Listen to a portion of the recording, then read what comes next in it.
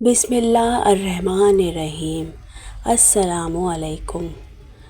مور کو جنت سے کیوں نکالا گیا؟ مور جتنا اب خوبصورت ہے اس سے کئی زیادہ جنت میں خوبصورت تھا۔ مور کی خوبصورتی پہ سبھی پرندے فدا تھے، لیکن ان سب خوبیوں کے باوجود مور سے ایسی کون سی خطا ہو گئی تھی جس سے اللہ تبارک و تعالیٰ نے مور کو جنت سے نکال دیا؟ اللہ تبارک و تعالیٰ نے جب حضرت آدم علیہ السلام اور اماں حوا کو پیدا فرمایا، اس کے بعد ان کو جنت میں بھیج دیا۔ وہ دونوں جنت میں بہت ہی پرسکون رہتے تھے، بہت ہی لذیذ میوے پھل کھایا کرتے تھے، لیکن ایک اناج جس کو کھانے سے اللہ پاک نے انہیں منع فرمایا وہ اناج گندم تھا۔ چونکہ شیطان حضرت آدم علیہ السلام کی وجہ سے جنت سے نکالا جا چکا تھا، اسی وجہ سے شیطان کی حضرت آدم علیہ السلام سے دشمنی ہو گئی تھی۔ شیطان یہ چاہتا تھا کہ کسی بھی طرح حضرت آدم علیہ السلام کو جنت سے نکال دے اور ساتھ میں اماں حوا کو بھی جنت سے نکال دے۔ جب شیطان کو یہ خبر ہوئی کہ حضرت آدم علیہ السلام کو تمام میوے کھانے کی اجازت ہے لیکن گندم کھانے کی اجازت نہیں ہے، تو شیطان انتقام کی آگ دل میں لیے جنت کے دروازے کے پاس بیٹھ گیا اور 300 سال تک وہاں پر بیٹھا رہا کہ کوئی جنت کے دروازے سے باہر آئے اور شیطان اس سے بات کر سکے۔ ایک دن اچانک سے مور جنت سے باہر آ گیا۔ شیطان اس کو دیکھتے ہی بہت خوش ہو گیا۔ شیطان نے پوچھا، اے خوبصورت پرندے تم کون ہو؟ مور بولا، میں مور ہوں، اب تم اپنا تعارف کرواؤ۔ شیطان نے جواب دیا کہ میں عالم کروبیہ کا ایک فرشتہ ہوں، میں اللہ پاک کی عبادت سے ایک پل بھی غافل نہیں ہوں، میں چاہتا ہوں کہ میں جنت میں جاؤں، وہاں کی نعمتوں کا اپنی آنکھوں سے مشاہدہ کروں۔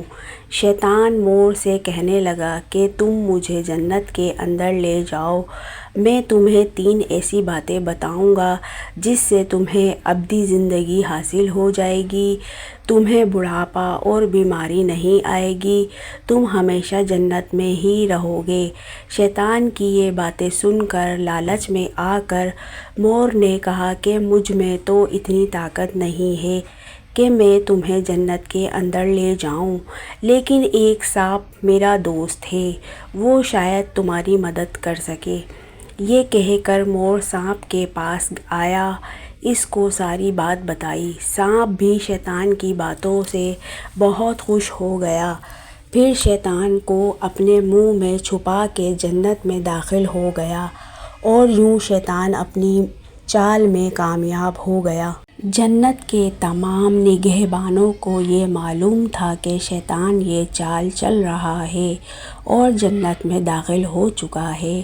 فرشتے شیطان کو جنت سے نکالنے لگے، تب ہی اللہ پاک کا حکم ہوا کہ اس کو ابھی تک جنت میں ہی رہنے دیا جائے۔ وہ فرشتے اللہ تبارک و تعالیٰ کے حکم سے رک گئے۔ شاید یہ حضرت آدم علیہ السلام کا امتحان تھا۔ شیطان حضرت آدم علیہ السلام کے پاس اور اماں حوا کے پاس جا کر اپنی محبت کا اظہار کرنے لگا۔ وہ دونوں ہی شیطان کو پہچان نہ سکے، کیونکہ ماضی کے مقابلے میں شیطان کی شکل تبدیل ہو چکی تھی۔ شیطان کہنے لگا کہ میں چاہتا ہوں کہ آپ دونوں ہمیشہ جنت میں اسی طرح زندگی گزاریں، ہمیشہ خوش رہیں۔ حضرت آدم علیہ السلام اس کی بات بہت غور سے سننے لگے۔ شیطان نے کہا، اگر آپ میری بات مان جائیں تو آپ کو جنت کی اور بھی تمام سہولتیں ملیں گی۔ حضرت آدم علیہ السلام شیطان کے بہکاوے میں آ کر کہنے لگے کہ یہ کس طرح ممکن ہے۔ شیطان کہنے لگا، ایک گندم کا دانہ اگر آپ دونوں چکھ لیں تو آپ کو ابدی حیا حاصل ہو جائے گی اور آپ جنت میں ہی رہیں گے۔ یہ بات سن کر حضرت آدم علیہ السلام کے دل میں رجحان پیدا ہوا، لیکن ان کے دل میں اللہ کی نافرمانی کا خوف غالب آ گیا۔ جبکہ اماں حوا شیطان کی باتوں میں آ گئیں، جس پر اماں حوا نے حضرت آدم علیہ السلام کو راضی کر لیا۔ پھر اس کے بعد ان دونوں نے اس گندم کے دانے کو چکھ لیا۔ جیسے ہی گندم کا دانہ ان کے اندر گیا تو دونوں کے سطر واضح ہو گئے، جس کے بعد دونوں اپنے اپنے سطر چھپانے لگے اور خوف خدا سے کانپنے لگے۔ اسی دوران اللہ تبارک و تعالیٰ نے فرشتوں کو یہ حکم دیا کہ حضرت آدم علیہ السلام اور اماں حوا دونوں کو زمین پر اتار دو۔ حضرت آدم علیہ السلام کو سری لنکا کے قریب نیچے زمین پہ بھیج دیا، جبکہ اماں حوا کو جدہ کی سرزمین پر اتارا گیا۔